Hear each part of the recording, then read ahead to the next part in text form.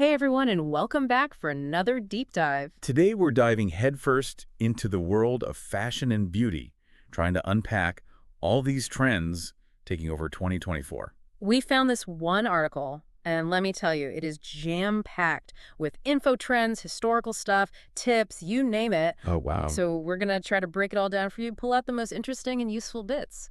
What do you think? Sounds good to me.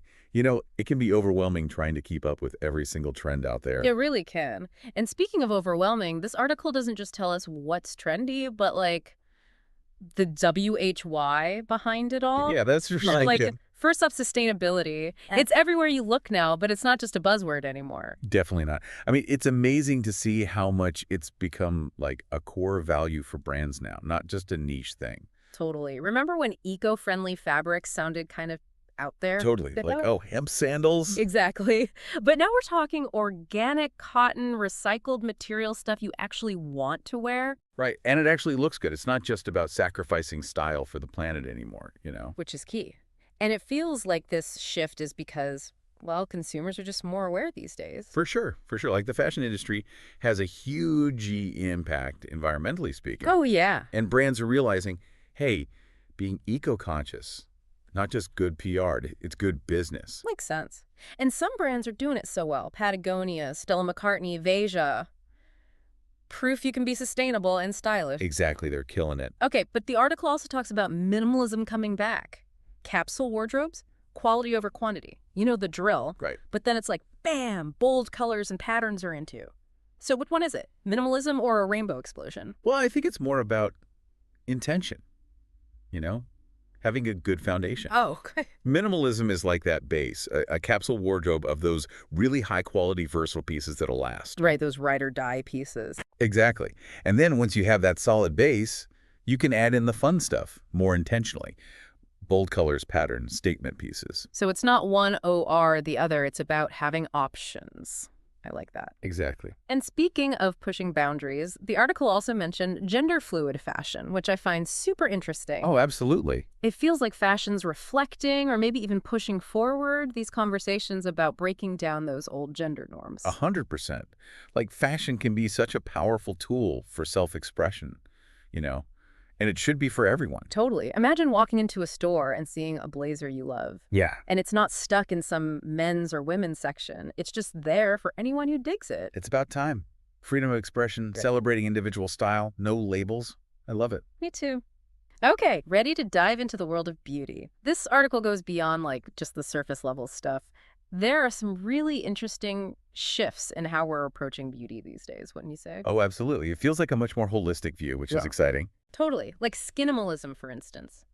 Okay, the name might sound a little intimidating, but it's actually super practical. Right. Especially for, busy people who don't have a ton of time for a 10-step routine every day. I hear that. So basically, it's about simplifying, fewer products, but higher quality ones. Exactly. Give your skin a chance to breathe. The article even mentioned tinted moisturizers with SPF. Oh, genius. Right. Sun protection, a touch of coverage, and you're good to go. Love it. And it seems like a lot of brands are on board with this whole minimalist approach, too. Drunk Elephant, Ilia, Herbivore. Oh, for sure. Those brands are killing it. They really are. And it makes sense. Good ingredients, streamlined formulas. Consumers want transparency now, Mm. We care about what we're putting on our skin. Exactly. Speaking of which, we got to talk about clean beauty. I feel like that term gets thrown around so much, but what does it even mean for something to be clean? It's a good question, because there's definitely some confusion.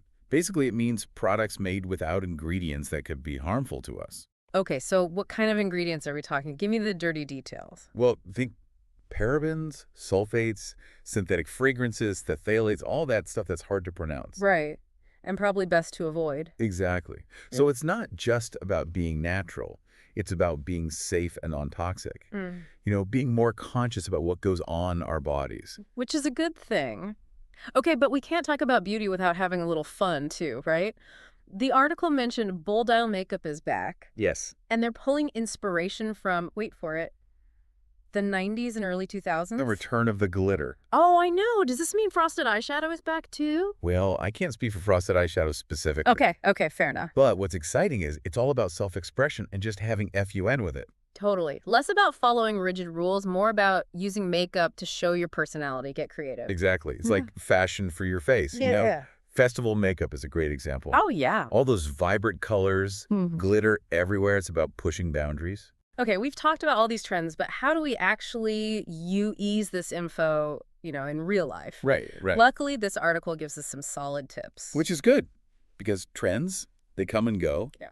But your own personal style, that's what lasts. So true. And the first tip seems kind of obvious, but people forget it. Understand your body type. Oh, 100%. Yeah. We've all been there, right? Yeah. You see something amazing on someone else. Yes. And it's just not going to work for you. Like that jumpsuit that looks so chic on them, but on you, it's like, hello, potato sack. Exactly. We're not all built the same way, and that's okay. It's about figuring out what flatters your shape. Right. What makes you feel good. Yeah, clothes should work for you, not the other way around. For sure. And speaking of working, the article talks about the importance of basics, which I feel like we hear all the time, but Right. there's a reason for that, right? Absolutely. They even gave us a little list. The LBD, tailored trousers, the classic denim jacket, comfy but stylish shoes. It does sound familiar. Like, why are these always the go-tos? Because they're so versatile. Yeah. Dress them up, dress them down, mix and match. So you're not just chasing every new trend and then, like, your closet is full of stuff you never wear. Exactly. It's about building that strong foundation with quality pieces you can rely on. Love it. Okay, one last thing I want to touch on because it really resonated with me.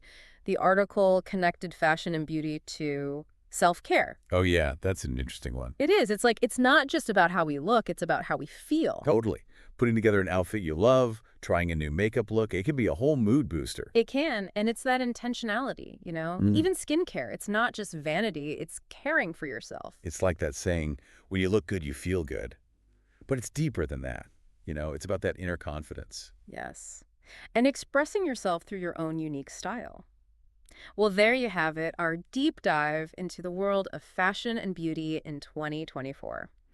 We talk sustainable style, bold choices, the power of basics, even a little bit of self-love. It's more than just trends, right? It's about how we express ourselves, what we value. It should make you feel good. Exactly. So as we wrap up, think about this. How do you want to express yourself through fashion and beauty this year? What feels authentic to you? We hope this deep dive has given you some things to think about. Absolutely. Until next time, everyone, keep shining.